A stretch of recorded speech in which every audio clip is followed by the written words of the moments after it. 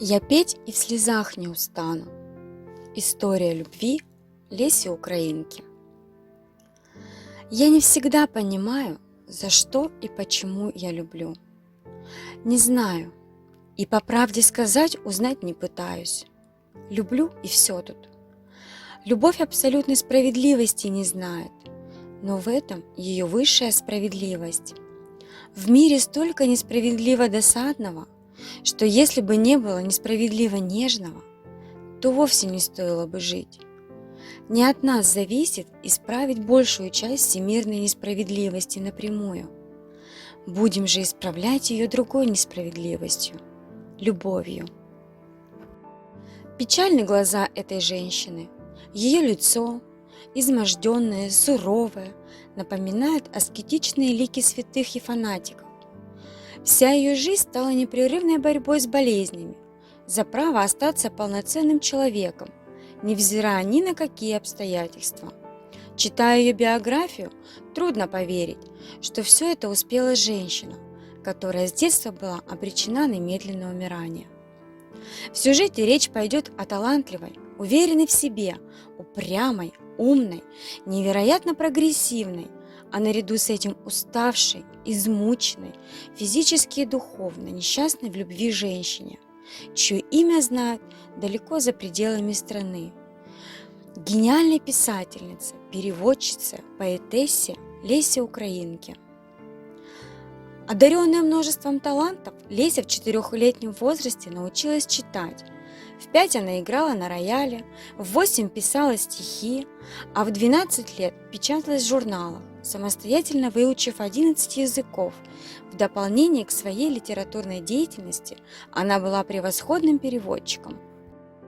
Говорят, писателям обязательно нужно страдать и проходить через душевные муки и терзания, чтобы продолжить творить.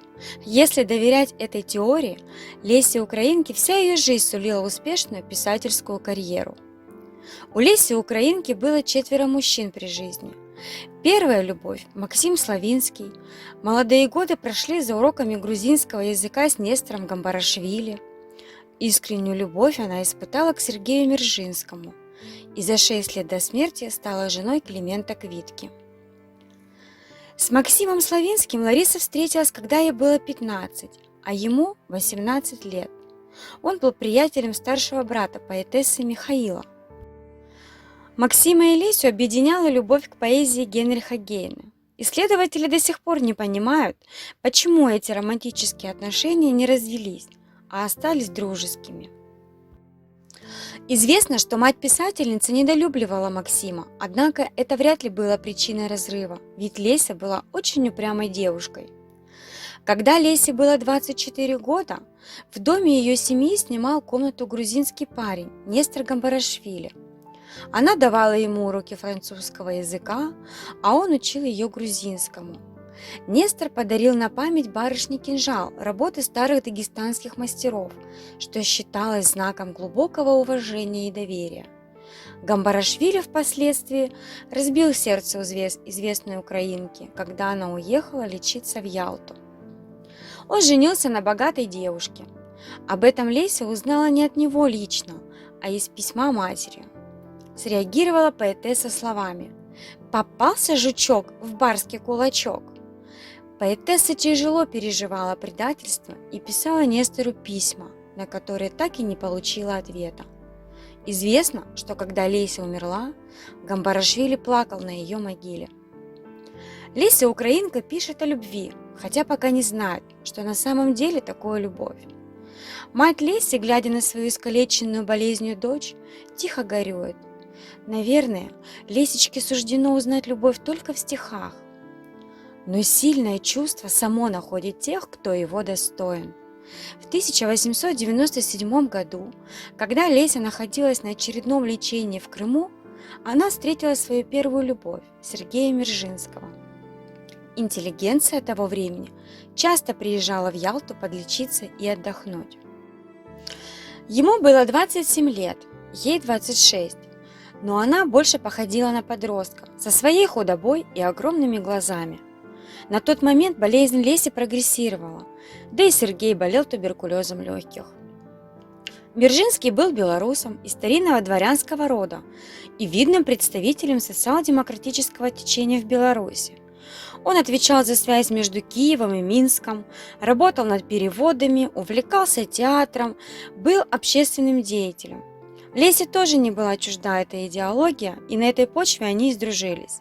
Более того, некоторые литературоведы, которые изучают творчество украинки, считают, что их отношения ограничивались только дружбой. Мержинский, судя по всему, не отвечал поэтессе взаимностью, несмотря на то, что они часто отправлялись на долгие совместные прогулки, проводили много времени вместе. Мы не были бы так уверены. Позже поэтесса напишет Сергею такие строки, и вряд ли они были бы адресованы просто другу. «Это ничего, что ты не обнимал меня никогда. Это ничего, что между нами не было и воспоминаний о поцелуях. О, я пойду к тебе из самых плотных объятий, от сладких поцелуев. Только с тобой я не одна, только с тобой я не на чужбине. Только ты умеешь спасать меня от самой себя». В 1901 году здоровье любимого резко ухудшилось, и матери ничего не оставалось, как, скрипя сердце, отпустить дочь к умирающему Мержинскому в Минск. О, как тяжко смотреть, как угасает взгляд того, кого любишь. Леся поддерживает Сергея как может, но ему все хуже и хуже. Она пишет друзьям: «Мы даже редко теперь с ним разговариваем. Он только просит, чтобы его не оставляли одного. Ну да, конечно, об этом и просить не надо. Я живу в том же доме, взяла с собой все необходимое для ближайших работ и делаю вид, что живу и работаю вполне нормально, так как при малейшем моем видимом отклонении от нормы Сергей Константинович начинает упрекать себя в эгоизме и беспокоиться, что я расстрою свое здоровье, опоздаю со срочной работой в журнал». Она действительно лишь делала вид, что работает. Все мысли ее были заняты другим. Но бывали и проблески неземного вдохновения, когда она буквально за одну ночь создавала такие шедевры, как драматическая поэма «Одержима». «Я одна не сплю, я вместе с ним страдаю, тут же, рядом, и я как немая, как стена этот, не видно, как сия тень, так, как я не человек, так, как у меня души нет». Леся видит неминуемую смерть и меняется сама. Отныне все горе, которое ей довелось пережить, весь ужас осознания того, что ничем не можешь помочь угасающему у тебя на глазах любимому человеку, все это переплавляется в ней, как в некоем таинственном горниле, в стихи. Стихи, полные драматизма, великой любви и такой же великой ненависти. Любовь Леси не была взаимной, но она сама считала это неважным. Гораздо важнее было не оставлять умирающего Сергея одного, даже зная, что сердце его принадлежит другой. Уже не встававший с постели Мержинский диктует Лесе письма к Вере Крыжановской, сосланной в Вологду. Но умирает он не рядом с Верой, а в объятиях Леси, на ее руках, попросив перед смертью заботиться о той, другой женщине. 3 марта 1901 года его не стало. Закономерный вопрос: а кто же такая Вера Крыжановская? Вера относилась к ближайшему политическому и общественному окружению Леси Украинки, которое состояло главным образом из украинских и российских социал-демократов. Вера Крыжановская, Павел Тучапский, Сергей Мержинский, Михаил Кривенюк, Максим Мержинский и первая любовь Леси Максим Славинский.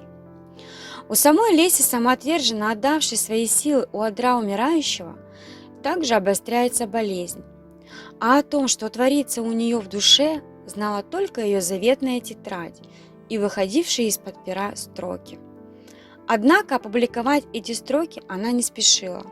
Слишком было больно, слишком личными были эти ранящие, берущие за душу слова. Этот замечательный цикл стихов опубликуют только во второй половине XX века. При жизни Леси Украинки они не печатались. Поэтесса не хотела выносить свои переживания на суд толпы. Позже Украинка напишет: «Признаюсь, что я писала в такую ночь, после которой долго буду жить, если уж тогда жива осталась. И писала, даже не исчерпав скорби, а в самом ее апогее. Если бы меня кто-то спросил, как из всего этого я вышла живой, я могла бы ответить: я поэтому и создала драму». Уста твердят, ушел он без возврата. Нет, не покинул, верит сердце свято. Ты слышишь, как струна звенит и плачет? Она звенит, дрожит слезой горячей. Леся ужасно пережила смерть любимого. К тому же, ухаживая за больным Мержинским, она заболела еще и туберкулезом. Чтобы жить дальше, нужен был снова постельный режим, серьезное лечение. С тех пор писательница жила в санаториях в Карпатах, в Сан-Рему, 2 зимы провела на Кавказе, затем снова была Ялта, а дальше были Кутаиси и Берлин. Леся носила траур по Мержинскому 6 лет. Траур по тому, кто не ответил на ее любовь взаимностью. Но ей этого и не было нужно. Ей необходимо лишь видеть его, говорить с ним. Однако и это у нее отняли. За 6 лет до смерти Леся Украинка вышла замуж. Ее мужем стал добрый друг Климент Квитка. Биографы считают, что между ними не было страсти, но была глубокая дружба, доверие и опека. Он был на 9 лет моложе Леси, занимался музыкой и этнографией, хоть и был юристом. Знакомы они были давно. Когда Климент был первокурсником, Леся выступала в Киевском университете. Уже тогда он собирал народные песни, и она предложила ему записать ее песни. Так и завязалось знакомство. И в этот раз мать Леси была категорически против отношений дочери. Она говорила ей, что это мезальянс, что это небогатый поклонник из меркантильных соображений хочет нажиться на союзе с обеспеченной писательницей. Но дочь, уставшая от одиночества и неизлечимой болезни, была непоколебима. Она заявила матери: «Надеюсь, что мы еще будем одинаково понимать, что для меня счастье, а что горе. И этой надеждой я утешаю себя». В свою очередь, скромный, нежный и терпеливый Квитка делом доказал свои искренние чувства к дорогой его сердцу женщине. Во время обострения ее болезни он продавал все, что имел, собирая деньги для лечения жены в Европе, где она лечилась у лучших докторов. Но болезнь продолжала прогрессировать, а вскоре и вовсе отобрала у нее жизнь. Умерла она в августе 1913 года на горном грузинском курорте Сурами, а было Лесе Украинке всего 42. До последних дней Квитка ревновал Лесю к Сергею Мержинскому. После революции Климент Квитка жил в лучах славы Леси Украинки и 20 лет служил профессором Государственной консерватории имени Чайковского. Председательствовал на собраниях, посвященных памяти его жены. Климент Квитка после смерти Леси надолго оставался один. В свои 33 года он считал себя уже старым, но прожил еще 40 лет. Аж в 65 лет он снова женился. Его новой избраннице было всего 25 лет. Это была пианистка Галина Кощеева, которая, как и Леся, по стечению обстоятельств, умерла в 42 года. Леся Украинка прочно заняла свое место в когорте лучших поэтов и писателей в истории Украины. Она запомнится не только своими произведениями, но и своей несгибаемой волей, стремлением жить и любить. В 1971 году на киностудии имени Александра Довженко снимут фильм, посвященный столетию со дня рождения Леси Украинки. Нередко бывает, когда на долю талантливых людей выпадают нелегкие испытания, превращая их жизнь в драму. Она мечтала стать композитором, но болезнь стала преградой к мечте. Она искренне любила, но не была любимой. Она так хотела жить, но смерть встала на ее пути.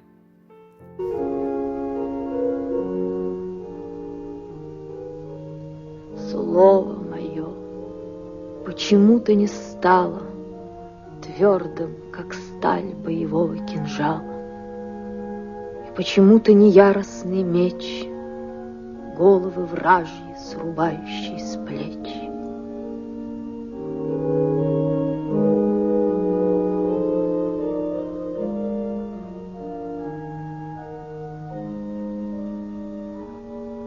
Где же ты, воля?